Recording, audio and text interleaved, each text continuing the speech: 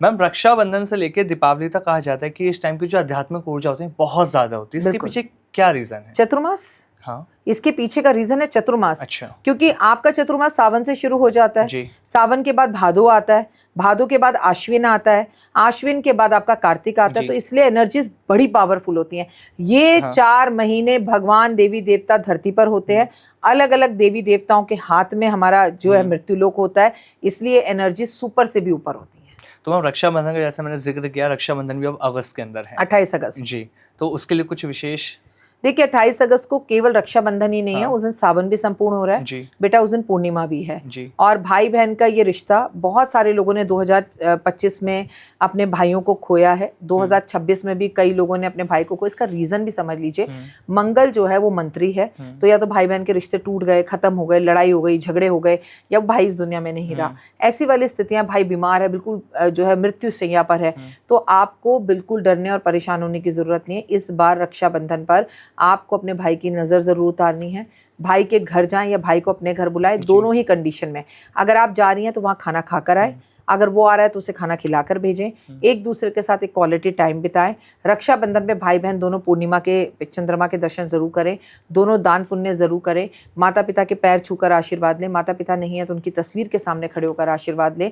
और मैं कहूँगी कि इस पूर्णिमा को विशेष बनाएं, दोनों भाई बहन गौशाला जाएं और अपने हाथ से गाय गौ माता को चारा खिला के उसकी 7 परिक्रमा कर आएं कि रहती दुनिया तक आपका ये संबंध रहे। शानदार। मैम अमावस्या का भी अभी आपने जिक्र किया, हम जब जेनजी की बात करते हैं ना तो अध्यात्म से बहुत दूर है, अभी भी कोशिश तो करते हैं लेकिन पहुंच नहीं पाते। अमावस्या और पूर्णिमा की जो तारीखें होती हैं, इसको ना बस सिर्फ कैलेंडर की तारीख माना हुआ है जेनजी ने। अगर हम बात करें सनातन धर्म की, तो इसमें इतनी विशेषता क्यों है इसकी? चांद से इसका सीधा संबंध है। पहले मैं क्लियर कर दूं, ऐसा नहीं है, जेंसी आज की तारीख में अध्यात्म की तरफ बहुत ज़्यादा जा रही है, लेकिन वो दीपक जलाने में और घंटी जलाने में बेबजान विश्वास नहीं करते हैं। They are very practical. उन्हें कहो कि पीपल के पेड़ पर जल दो, क्यों दें?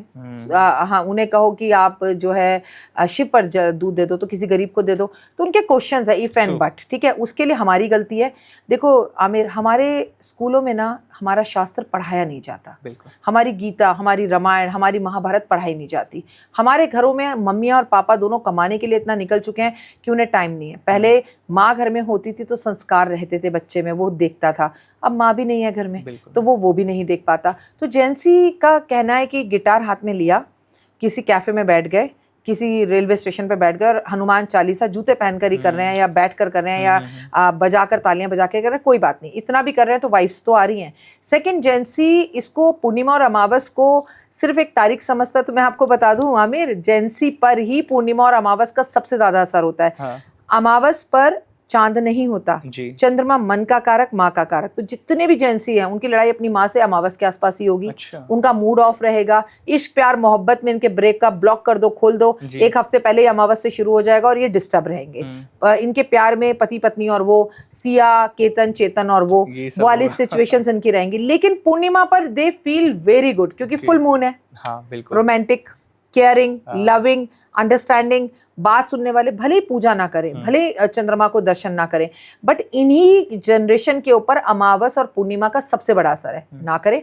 अमावस पर मम्मी इनके हाथ से सिर्फ कौवों को पनीर खिलवा दें, ये नहीं भी खिलाते तो टच करके मम्मी खिला दें। और पूर्णिमा पर तो मम्मी के हाथ में ही है, खीर बनाकर चंद्रमा की रोशनी में रखें और इन बच्चों को खिलाना शुरू कर दें। इनके बदलाव आएगा। देखिए औलाद हमारी है, बच्चे हमारे हैं, खून हमारा है, संस्कार हमारे हैं। अगर लीड से चले भी गए हैं तो एक पिक्चर अगर गदर जैसी आ जाए, एक पिक्चर अगर आपको लगान जैसी आ जाए, हमारे बच्चे वापस फील्ड में आ जाते हैं और इमोशनल हो जाते हैं। हमारे बच्चे हमारे हैं, हिंदुस्तानी हैं, बहुत प्यारे हैं, सिर्फ उनको एक बार प्यार से समझाना है। लेकिन पेरेंट्स ना उनके साथ जिद बहस करते हैं, तुम्हारी उम्र में हम ये करते थे, तुम्हें क्या अकल है, तुम्हें सोने से फुर्सत नहीं है, फोन में घुसे रहते। ऐसे नहीं समझेगा वो बच्चा, वो आपसे दूर जाएगा, कटेगा। इग्नोर करिए, उसके दोस्त बनिए, उसके साथ पिक्चर जाइए, नहीं भी समझ आती तो भी इंग्लिश पिक्चर जाइए, उसके साथ उसकी ब्लैक कॉफ़ी को पहले शेयर करके देखिए, उसके टेस्ट को अपने टेस्ट में समझाइए, बल्कि उसे मक्खन वाले पराठे खिलाने की जगह उसके जैसा बनने की कोशिश तो करिए। थोपनी नहीं है ना चीज़ें। एग्जैक्टली। और थोपनी है तो पहले जरा उसकी चीज़ों को अपने पे थोप के दिखाओ। अगर आप उसके जैसे नहीं बन सकते, जबकि आप मैच्योर हो, तो आप एक्सपेक्ट मत करो कि वो आपके जैसा बन जाएगा, नहीं बनेगा। वक्त लगेगा चीजों को डलने में, लेकिन कभी आप बदलें, कभी वो बदले, पार्टली गुड पार्टली बैड, कुछ अच्छा कुछ बुरा, उसमें कुछ कमी खूबियां हैं, उसमें कुछ कमियां हैं, लेकिन हम उसकी कमियों को ही गिनते हैं और उसकी एनर्जी को नेगेटिव कर देते हैं। पहले उसकी खूबियां गिनवाइए, उसका माथा चूमिए, उसे टाइट हक दीजिए, उसे गिफ्ट दीजिए, उसे प्यार कीजिए, उसे समझने की कोशिश कीजिए। अदर जात के बच्चे को भी आपका बच्चा प्यार कर रहा है तो क्यों? उसको बोलो 10 क्वालिटी लिखो इस लड़के की, बिल्कुल 10 डिसक्वालिटीज लिखो, आपस में काटो, फिर मेरे पास आओ। सही बहुत कहा। तरीके हैं अपने बच्चों को सुधारने के।